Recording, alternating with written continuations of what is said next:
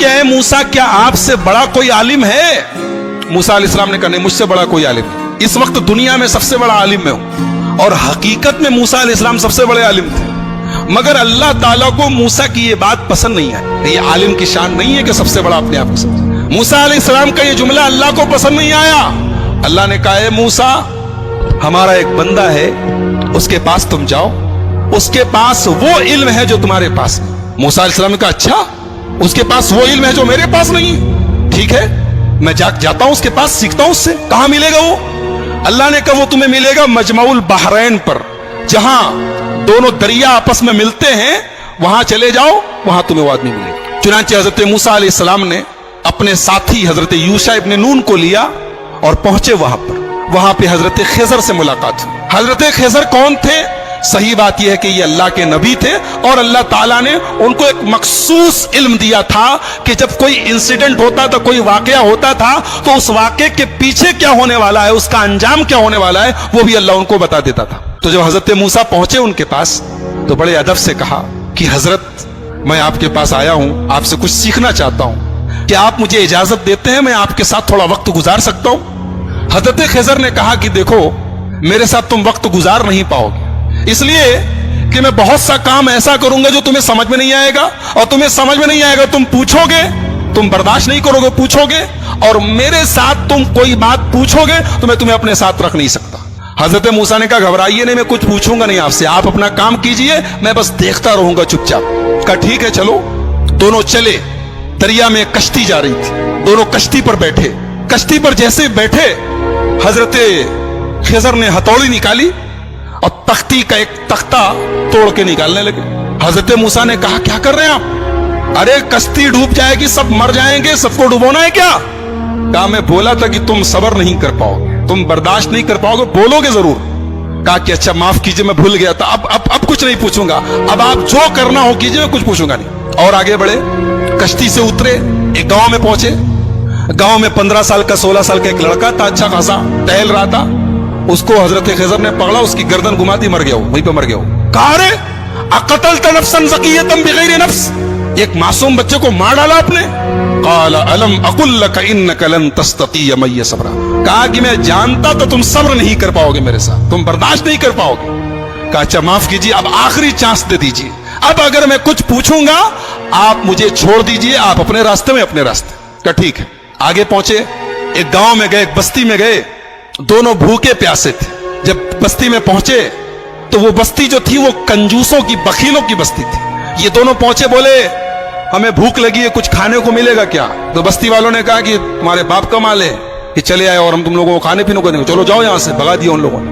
یعنی ایک نمبر کے بخیل اور کنجوس تھے، دونوں کو ایک آدمی کھانا کھلانے کو تیار نہیں۔ دونوں بیچارے بھوکے پیاسے تھکے ہارے گاؤں کے ایک مکان کی دیوار کے پاس بیٹھے تھے۔ اچانک دیوار گرنے لگی، حضرت خضر کھڑے ہوئے اور اللہ نے ان کو ایک مخصوص طاقت دی تھی، دیوار گر رہی تھی، انہوں نے کھڑے ہو کے دیوار کو سیدھا کر دیا۔ حالانکہ وہ اکیلے ایک آدمی کے بس کی چیز نہیں تھی، لیکن اللہ نے ان کو پاور دیا تھا، انہوں نے کھڑے ہو کے دیوار ٹھیک کر دی۔ موسیٰ علیہ السلام جلالی پیغمبر تھے، پہلے ہی غصے میں تھے، ان لوگوں نے کھانا اور پانی تک نہیں پوچھا تھا، مہمان نوازی نہیں کی تھی۔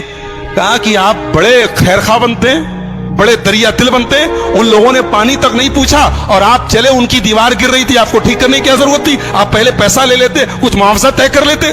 قال ھذا فراق بینی و بینک، کہا کہ اے موسیٰ اب یہاں سے آپ اپنے راستے میں اپنے راستے۔ آپ نے کہا تو میں بولوں گا نہیں اور آپ ہر جگہ بول دیے۔ اب میں بتاتا ہوں کہ وہ تینوں کام میں نے کیوں کیا تھا۔ ہم لوگ جس کشتی میں جا رہے تھے وہ کشتی کچھ غریبوں کی کشتی تھی، کچھ غریب لوگ تھے، وہ بیچارے کشتی پر چلاتے تھے، وہی ان کی انکم کا ذریعہ تھی۔ آگے ایک ظالم بادشاہ تھا، وہ ظالم بادشاہ جب کوئی کشتی دیکھتا تھا، اگر کشتی صحیح سلامت ہوتی تھی تو کشتی کو لوٹ لیتا تھا، اور اگر کشتی دور سے ہی عیبدار نظر آتی تھی تو چھوڑ دیتا تھا۔ میں نے تختہ نکال دیا تاکہ وہ ظالم بادشاہ کشتی کو لوٹے نہ، اور جو لڑکا تھا جس کو میں نے گردن پکڑ کے مار دیا تھا، اس لڑکے کے ماں باپ بہت نیک تھے، مومن تھے، ایمان والے تھے، اور وہ لڑکا آگے چل کے اپنے باپ کا نافرمان، اپنی ماں کا نافرمان اور کافر ہونے والا تھا۔ تو میں نے اللہ کے حکم سے اس کو ختم کر دیا، اور اللہ اس بچے کے بدلے ان کو ایک نیک بچہ دے گا جو ان کی آگے چل کے ایمان والا بنے گا اور ان کی خدمت کرے گا۔ اور جو دیوار میں نے ٹھیک کر دی تھی वो दरअसल जिस मकान की दीवार थी वो मकान 2 यतीम बच्चों का था। उनका बाप जब मरने लगा तो उसने अपनी सारी जमा पूंजी, बच्चे छोटे छोटे थे, सारी जमा पूंजी अपने मकान की एक दीवार के नीचे दफन कर दिया। और वो बच्चे बेचारे अभी छोटे छोटे थे, यतीम बच्चे थे। अगर दीवार गिर जाती तो वो बस्ती जो थी, गांव वाले 1 नंबर के हरीस और लालची और बखील लोग थे, हमें एक गिलास पानी तक नहीं पूछा, वो दीवार के नीचे का सारा खजाना लूट लेते और वो बेचारे यतीम बच्चों का हक मारा जाता। तो अल्लाह के हुक्म से मैंने दीवार को ठीक कर दिया ताकि जब बच्चे बड़े हो जाएं तो फिर अल्लाह ताला उनके बाप का खजाना उन्हें पहुंचा दे। और अल्लाह ने ऐसा क्यों किया? इसलिए कि उन दोनों बच्चों का जो बाप था वो बहुत नेक था। नेक बाप की औलाद परेशानी में पड़े ये अल्लाह ताला ने पसंद नहीं किया।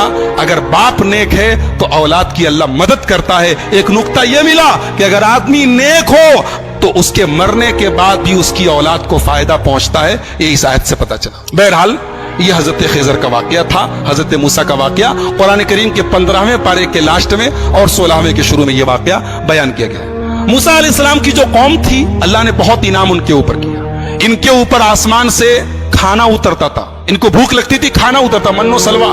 पानी की जरूरत पड़ी, मूसा अलैहिस्सलाम ने लाठी को जमीन पे मारा, जमीन से चश्मा बहने लगा। इनको धूप बहुत तेज लगी, आसमान में बादल का साया आ गया।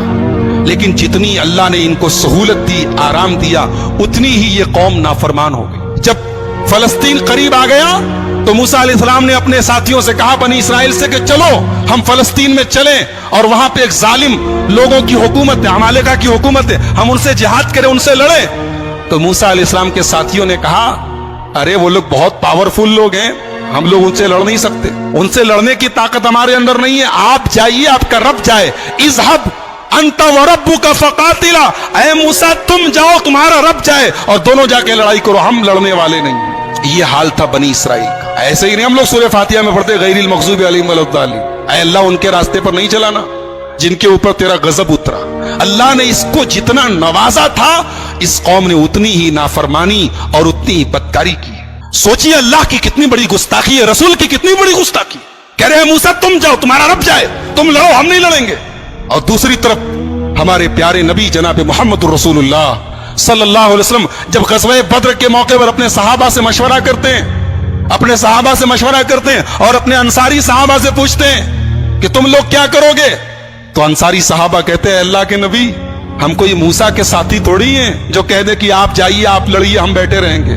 आए अल्लाह के नबी, अगर आप समुंदर में उतरने कहेंगे, आपके सहाबा समुंदर में उतरने को तैयार है। इसीलिए हमारा ईमान है कि दुनिया में जितने नबी आए, जितने रसूल आए, सारे रसूलों में सबसे बेहतरीन सहाबा, सबसे बेहतरीन साथी अगर किसी को मिले तो हमारे प्यारे नबी मोहम्मद रसूलुल्लाह सल्लल्लाहु अलैहि वसल्लम को मिले। तो इन लोगों ने कहा कि मूसा आप जाइए, आपका रब लड़े, हम नहीं लड़ेंगे। अल्लाह ने सजा नाजिल की कि अब 40 साल तक तुम लोग फलस्तीन को फतह नहीं कर सकते, अब 40 साल तक इसी सहरा में तुम घूमते रहो, इसी में परेशान रहो। और उसी 40 साल के दौरान हजरत मूसा का इंतकाल हो गया। बाद में उनके जानशीन बने हजरत यूशा इब्ने नून और उनके दौर में फलस्तीन फतह हुआ और फलस्तीन पर फिर बनी इसराइल का कब्जा हुआ।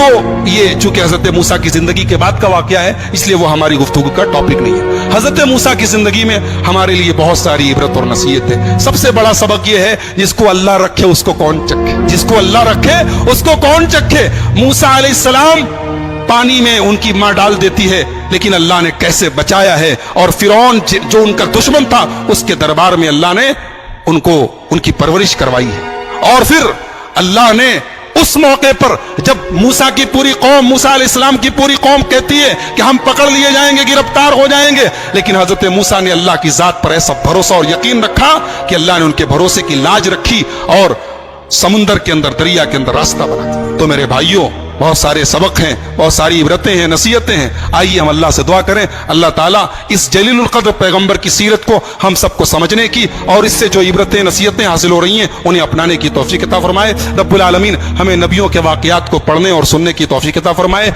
रब्बुल आलमीन हमारी इस्लाह फरमाए। रब्बुल आलमीन आज के हमारे जमा होने को कबूल फरमाए। कहने और